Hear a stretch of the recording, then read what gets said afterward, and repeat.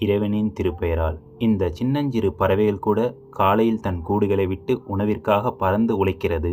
அதன் விளைவாய் அவை மாலையில் தன்னுடைய கூடுகளை அடையும் பொழுது வயிறு நிறைந்து திரும்புகிறது. உண்மைதான், இறைவன் உணவிற்கு பொறுப்பேற்காத எந்த உயிரினமும் இந்த உலகில் இல்லை.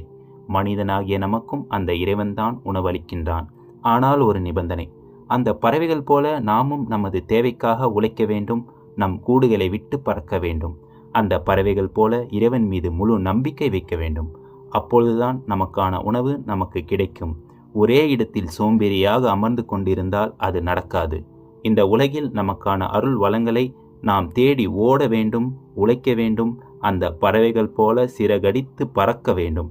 அப்பொழுதுதான் அது நம்மை வந்து அடையும். இந்த சின்னஞ்சிறு பறவைகள் கூட நமக்கான பெரிய பெரிய பாடங்களை விட்டு செல்கின்றன. நாம் சிந்திக்க வேண்டும் என்று சிந்திப்போம், செயல்படுவோம்.